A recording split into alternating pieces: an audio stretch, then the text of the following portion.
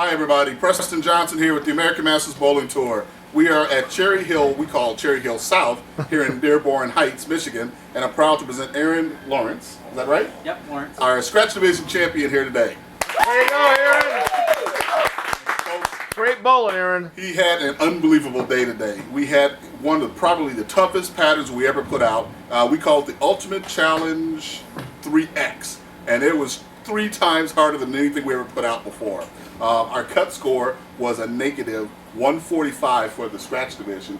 You were one of 2 people that was actually plus. You and Rick Wayne, and you actually bowled against Rick, if I'm not mistaken, did you? No. You didn't have him? But you were one of the 2 that were actually plus, and you were high qualifier today. Correct. So help me understand this, okay? Everybody else was struggling, trying to get plus, and you just seemed like you were on auto cruise all day today. I was watching you, and you had some amazing scores. What was your strategy today coming in, and what did you know that nobody else knew today? Well, I know the 50-foot pattern obviously is very long, so the goal was pretty much Speak up a little bit so they can hear you. kind of start in the middle and kind of play a fade, if you will. Okay. A lot of guys were playing 10, up 10, obviously it wasn't coming back, so it was kind of burning a hole there. I know on this pairing that the heads and the mids go a lot quicker than the back ends, so I knew that if I can kind of control the heads and the mids, I'd be fine. Yeah, it was an interesting pattern. It was 50 feet long, and it was relatively flat. Correct. Okay, and like you said, everybody normally, just about every bowler always starts at 10. Yes. But what you did, you were actually 5 boards further left than everybody else, at least that. And when I was watching, you were playing right around 17-ish, 17, 18, 16, right in there. Yep. And then every now and then you'd get a little bit further out. And like you said, in match play, you had a little give. You would come back, but in qualifying, forget. No, I didn't. I didn't have that in qualifying. Now, tell me about the equipment that you used today. What did you use? Was it something special? And I know that you work in a pro shop, is that right? Okay. Did you drill something up special knowing? Okay. No, I pretty much brought a rolly piece, Bounty Hunter. It was actually a little shine. Okay. So I used that. The first couple of games, I started having problems with tape, so I changed to a taboo, and that worked. Now, you said something just a second ago that most bowlers, when they hear long oil and lots of volume, they want to go to something dull and so forth. But you just said something that was interesting. You used something shiny. Why did you use something shiny? Because I wanted it to grab just the hair on the back. I'm not looking to hook the entire lane. I'm just looking for the ball to change directions just a hair.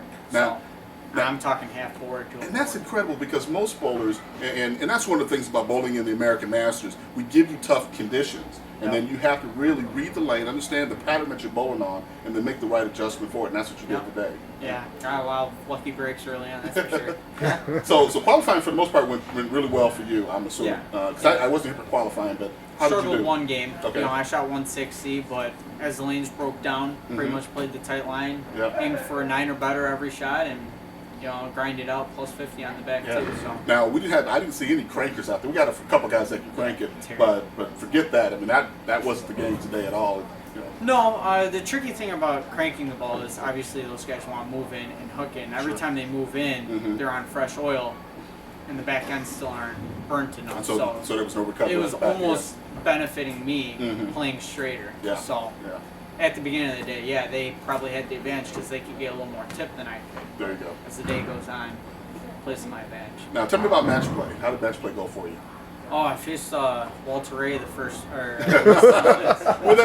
And he's talking about Mark Lopedale. Yes. Because everybody looks at him and they swear he's a young version of Walter Ray with the kick and the foot and so forth. But anyway. Oh, he bowled great. Started off strong. Yeah. I believe 3 in a row spare next 2 or something. So, and I started off with a split, so I knew I was kind of in trouble. Yeah. And we had one of our regulars. He was actually sitting next to me while you two were in match play, and he says, "Yeah, Mark's going to win the tournament. He always wins. He's won the last 3. He's going to win again." And I'm looking at the score, and I'm like, I'm not going to count you out because you had the right approach. I mean, every ball that you let go was always dead on accurate, which is incredibly difficult to do. And Mark, it looks like he lost his ball reaction right around the 8th or so frame. Yeah. And the 9th frame he opened, and then you just jumped all over him with I think a 3-bagger, if I'm not mistaken. Yeah. Yeah. I knew one thing, especially when we were practicing. Mark was definitely sending it out to about 12 or so. Right. So he was using that mid lane burn. I knew if he could actually miss in a touch and have the ball skid out, he might wash out a couple of times. And that's actually what happened. Yeah. 'Cause Yeah. He got a little bit too far out, and it wasn't recovering for him, Correct. and that's when he got a little lost. Yep. And then the finals, you bowled against Terry Haynes. Yes. Okay. And I know you and Terry know each other. Yes. You bowled with Oh, each yeah. other before. Yep. Terry looked like he was trying to play similar to you, but he But wasn't getting the same inside. that same reaction at the tail end. His ball was reading a lot early, very, very mid-lane-ish. So Mhm. that was, he left a 4-pin, whereas I was tripping 4 pins for Yeah. a couple times. So how does it feel, man? You Oh, it feels great. Yeah. Now, Been here enough. Aaron, exactly. He's been bowling with us. God, he haven't missed probably very many tournaments with us at all. Yeah. And I could have swore, and Dwight and I were talking about it. We actually thought you already won a tournament before. It was, yeah, congratulations on your second tournament. No, it's my first one. So how's it feel? Oh, Finally, it feels great. not a bridesmaid anymore. You're the bride Exactly. now. Right? Yeah. Exactly. 1-3 in finals now. So There you not go. terrible. Excellent. We're going to take a quick break. Power and control are the two most important features a bowling ball must possess. The new Buzzsaw bowling ball redefines these vital qualities. The diamond-shaped weight block increases revolution without sacrificing accuracy, as the Buzzsaw literally cuts through the pocket.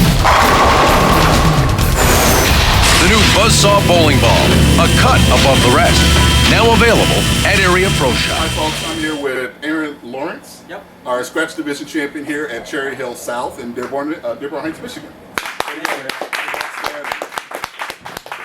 We just recapping how the day went, and in fact, it was your first American Masters title, so congratulations on that. Thank you. You know, you are the ideal champion. You know, you come out here, you grind it out, you never give up. You got an amazing attitude. You know, you never get mad. I never see you kick the ball returns or slam stuff around. Very even keeled, and that's a true sign of a champion. Oh, You know, thank we really respect that.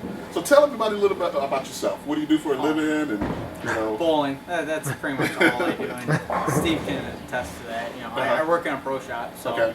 I'm in a bowling alley a lot, Mhm. 40, 50, 60 hours a week. So Yeah, and then you got some interesting stats here. Yep. And now, so how you're only 21. Correct. I thought you were older than that, but you got a little baby face. So I Well, can see you're the first person to tell me that. Normally they peg me at like 16. 16. Yeah, yeah. So And but you've got 5 300 games. Correct. You got 3 800s. Yep. Now tell me about this one special award you have, a National Sports High Average. Tell me about that one. I have last year I had the National High Youth Sport Average. Is that right? Yep. What was your average? 209. Unbelievable. So that was pretty cool. Tried to follow in the steps of Adam Jablonski. A little short. Little He was at short. 224, I think, the year before. Now you married, kids, grandkids? Single. Single? Yep. Looking? No. No? Not Okay, at all. forget that. He's going to be at the next tournament though, ladies. So why not? You know? Yeah. Good. So, anybody that you want to thank before we get on to the main event here? Steve Pine, we pretty much bounced off ideas the entire day. It was a fun tournament. Yeah. So. And it we're was going to be cool. doing Steve's interview in just a second. Yeah, I came here with with Aaron today. Yep. So, without further ado, let's see here. Let's get all this stuff. I have to come up with another system here. First thing I got for you is your first place prize fund, $300.